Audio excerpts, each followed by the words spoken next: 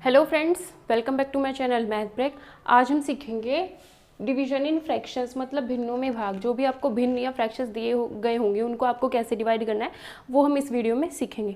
ठीक है, आपको एक बात बता दूं, पेपर 1 की जो भी तैयारी कर रहे हैं वो फ्रैक्शन पार्ट ज़रूर देख लेना। प्लेलिस्ट बना रखी है मैंने, प्लेलिस्ट में जाकर के आप देख सकते हो। ठीक है, जितनी भी फ्रैक्शंस की वीडियो है, और पेपर 1 की तैयारी भी आपकी जल्दी शुरू होने वाली है। ठीक है, बस ये मतलब शुरू हो ही गई है, क्योंकि फ्रैक्शन तो आपको पेपर 1 में आता ही आता है। ठीक है, और साइंस की क्लासेस की पीडीएफ आपको टेलीग्राम चैनल पर मिल रही है। और साइंस की जो है आपकी 2 प्लेलिस्ट हैं। कितनी प्लेलिस्ट हैं? 2 प्लेलिस्ट हैं, 1 और 2। दोनों प्लेलिस्ट में अलग अलग टॉपिक्स हैं, सेम टॉपिक्स दोनों प्लेलिस्ट में नहीं है। ठीक है, तो दोनों प्लेलिस्ट आप देख लेना।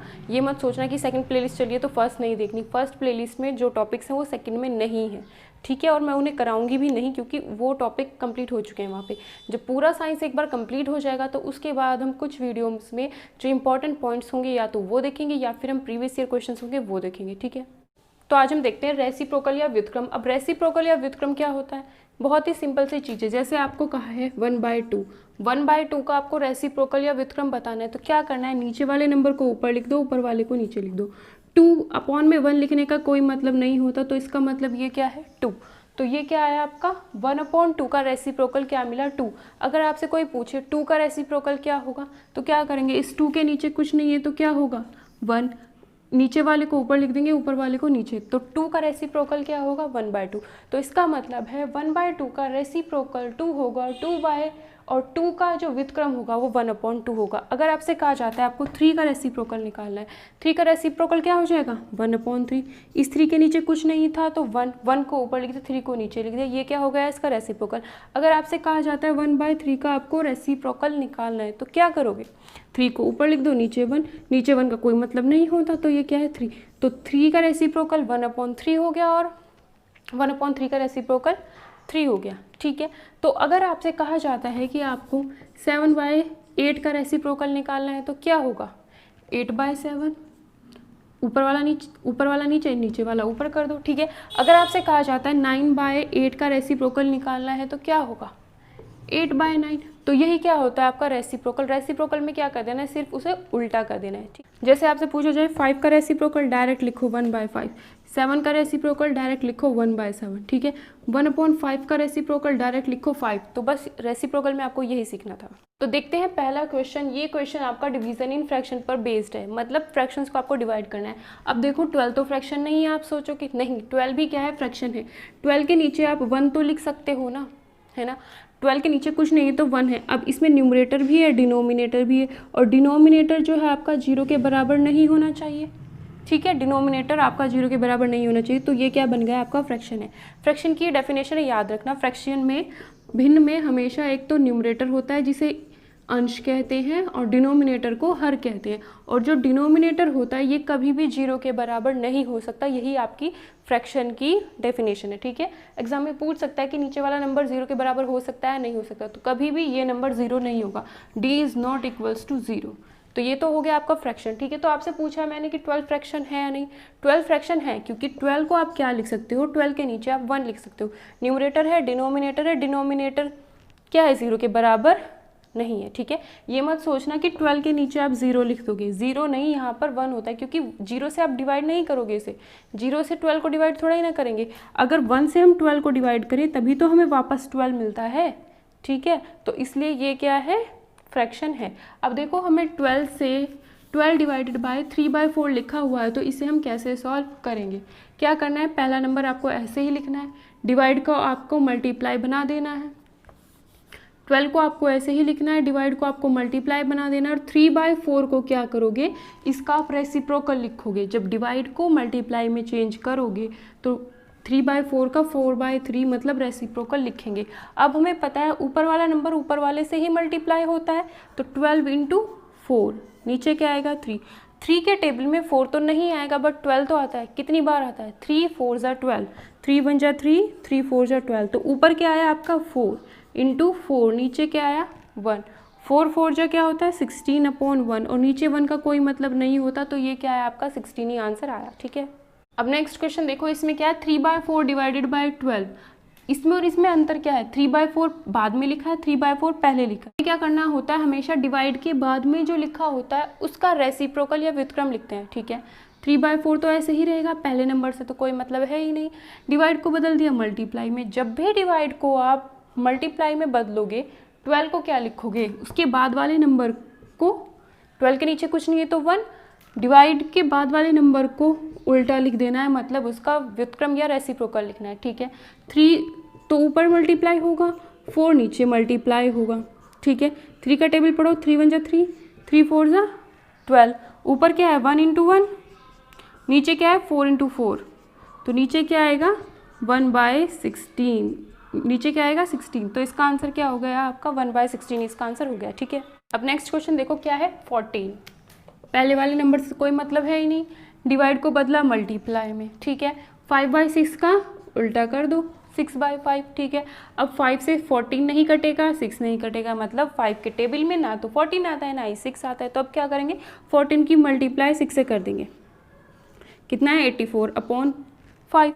अब हमें पता है कि 84/5 है ये, मतलब ऊपर वाला नंबर न्यूमरेटर आपका डिनोमिनेटर से बड़ा है। जब भी आपका ऊपर वाला नंबर बड़ा होता है तो छोटे वाले नीचे वाले नंबर से डिवाइड कर सकते हैं, तो इसका मतलब क्या है, ये इम्प्रॉपर फ्रैक्शन है ये, ठीक है। इम्प्रॉपर कब होता है, जब ऊपर वाला नंबर बड़ा होता है, ऊपर वाला, और इम्प्रॉपर से हम इसे किस में बदल सकते हैं, मिक्स फ्रैक्शन में।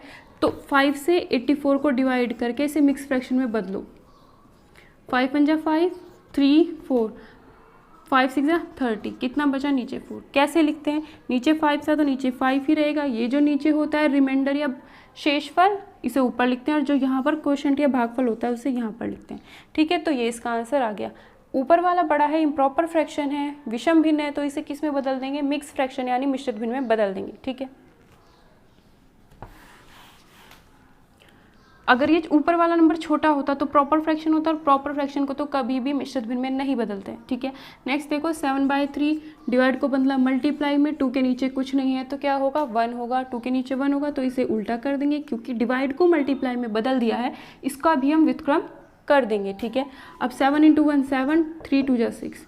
अब देखो ऊपर वाला नंबर बड़ा है तो यहाँ भी डिवाइड हो सकता है, 6 से 7 को डिवाइड करेंगे, 6 1 जा 6, 1 नीचे बचा, ठीक है। तो नीचे तो 6 ही रहेगा, ये आपका शेषफल है या फिर रिमाइंडर है, इसे ऊपर लिखते हैं, ये आपका क्वोशंट है या फिर भागफल है, इसे यहाँ पर लिखते हैं, तो इसको हम ऐसे लिख सकते हैं। नेक्स्ट क्वेश्चन देखो 6/13 डिवाइडेड बाय 3/2, कैसे सॉल्व करेंगे।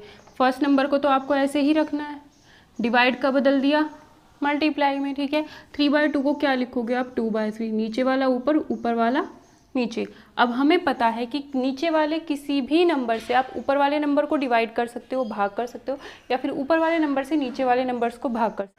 अब यहाँ पर देखो 3 से 6 डिवाइड हो सकता है, ठीक है। तो 3 1 जा 3, 3 2 जा 6, ऊपर क्या बचा 2 × 2, नीचे क्या बचा 13 × 1, नीचे भी मल्टीप्लाई है ऊपर भी मल्टीप्लाई है, ठीक है। 2 2 जा 4/13, इसका आंसर आ गया। नेक्स्ट देखो 4/9, मल्टीप्लाई को बदला, डिवाइड में 5 के नीचे कुछ नहीं है तो 1, ठीक है, कुछ नहीं है तो क्या है 1 है।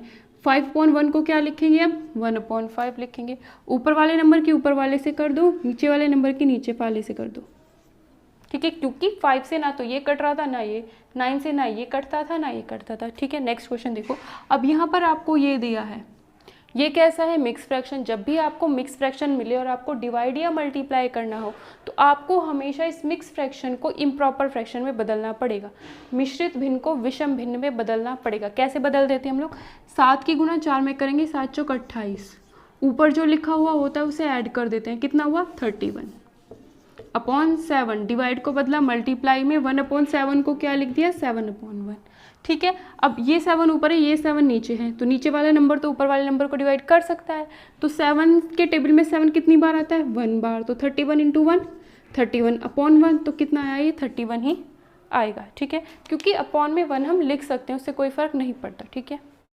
अब इसमें क्या है देखो, ये भी मिक्स फ्रैक्शन में है, ये भी मिक्स फ्रैक्शन में, ये भी, मतलब पूरा का पूरा मिक्स फ्रैक्शन में। हमने क्या करना है, मिक्स को पहले इम्प्रॉपर में बदलना है, विषम में बदल लेंगे इसको, ठीक है। 3 5 15, 5 3 जा, इन दोनों की तो मल्टीप्लाई करते हैं, 5 3 जा 15 और एक 16/5, डिवाइड को बदला, नहीं बदलेंगे अभी डिवाइड को डिवाइड ही, क्योंकि पहले तो हमें इसको इम्प्रॉपर में बदलना है, इसको भी इम्प्रॉपर में बदलना है।